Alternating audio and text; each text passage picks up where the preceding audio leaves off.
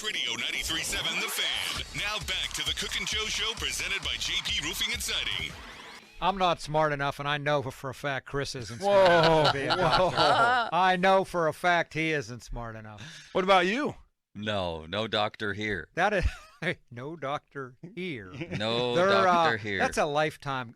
You give up your youth to become a doctor. I mean, once you get to 30, you're probably set for life. Yeah, but you don't do anything in your 20s. I know. But work. I know a lot of guys that here go to the UPMC and are residents for whatever medical profession they're going into, and 5 years they have no life. No, it's life. Unbelievable. No life, and it's like it's like they went into a dark cave for 5 years, or into the hospital, which is like a dark. You never come out.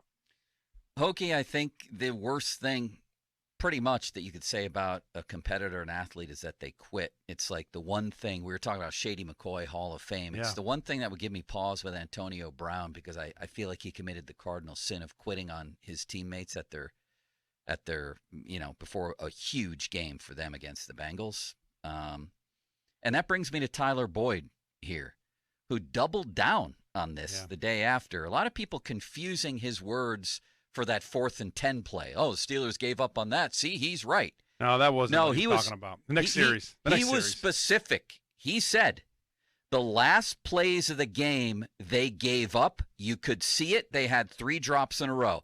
So then we get to put a name on it. He's talking about Najee Harris, who took an unholy beating in that game, and Chase Claypool, who, for whatever you want to say, he kept coming back in. What do you make of it? Well, listen, he can say what he wants to say.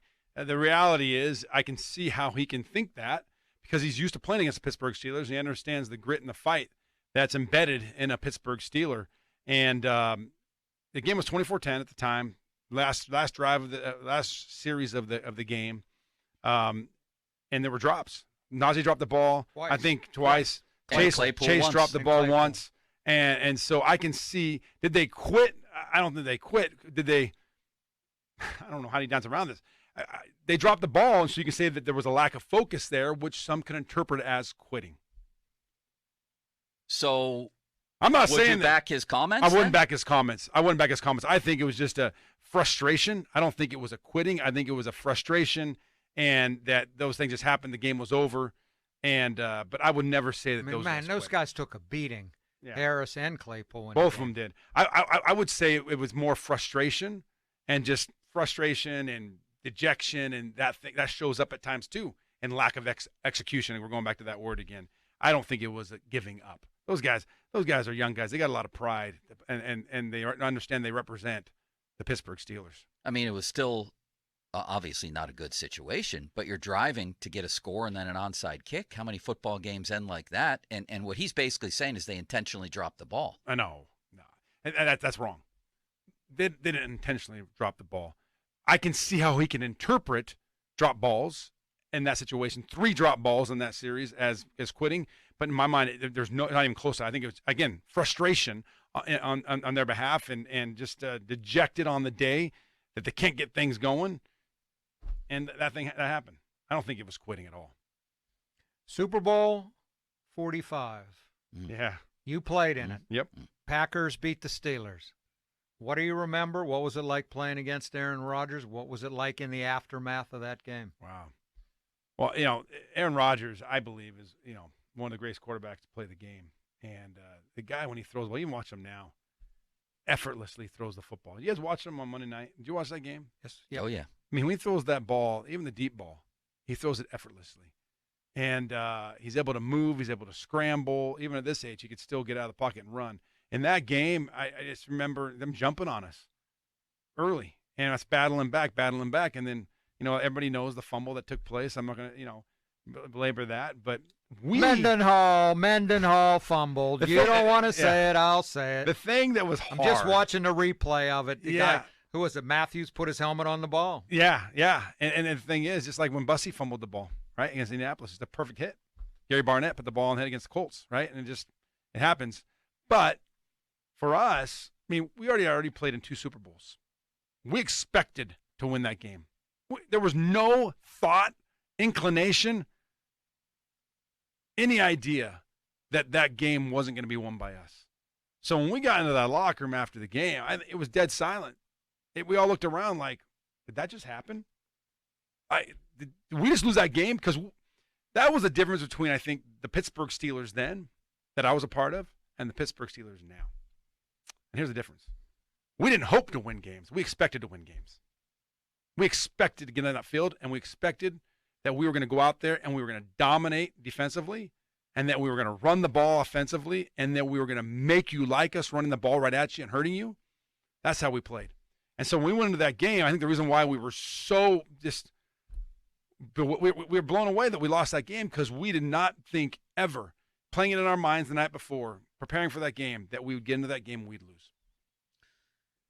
The Mendenhall fumble is what people talk about. It was the first play of the fourth quarter. However, it was a 3-point game. You guys score. There's a kind of a dramatic 2-point conversion. Yeah. And the number 1 ranked scoring defense in the league, yours, comes out on the field with 7:34 left in a 3-point game and puts him right in a 3rd and 10. And he went down the field. Yep. They get a field goal. And Ben comes out with 2 minutes left, and I think everybody's thinking there's magic here. So you still had great opportunity. I think it was four incomplete passes, right? 1 to Heath Miller for a first down, and then 4 incomplete passes. Yeah. And so, and that we thought, again, the magic. And yes, sometimes there's not. Did you think you had prize. 3rd and 10 late in the game? Absolutely, because again, we believe 3rd and 10. You're talking about that defense with those characters and a team. It doesn't matter if you have Aaron Rodgers out there with the zone blitz that we had, with our ability to get after the quarterback. I would say 10 out of 10 times back then that we're going to win that. That's a winning down for us. Who would have thought that the next 11 years you'd win 3 playoff games as a franchise? Never come. Well, we did go to the AFC Championship game, but not really come close to going back. Yeah. And it's just, it makes you realize how special that time was. I remember when we went to Super Bowl 40 in 2000. It was the 2005 season, so February of 2006. And so excited. We were just, our first times ever being in Super Bowl, and we thought, man, we got to really live this up because we don't know if we're ever going to get back here. And then 3 years later, we're there, right? And we're going, all right. And then 2 years later, we're back. I mean, it was a special time. I look at the time that I was at, and this has nothing, but my 11 years of the Pittsburgh Steelers from 2001 through the 2011 season, we played in 5 AFC Championship games. And the core of the guys that were there, a lot of the same guys, right? We had a little turnover early in the 2000s, but you talk about defensively, the Casey Hampton and Aaron Smith were both there. And then there was some turnover, but on the back end we had a lot of change. And that's when Troy came in 03.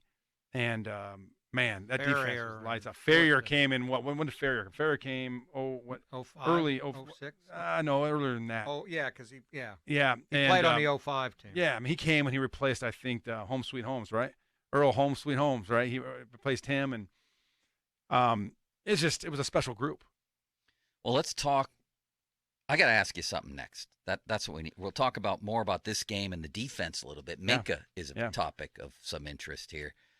But I have wondered about something all these years about the AFC Championship game against the Jets that year. They had gone into New England and upset the Patriots. And I've had a question all these years, and I'm hoping you can answer it next. You're really testing my memory, brother. We'll see. It's Cook and Joe.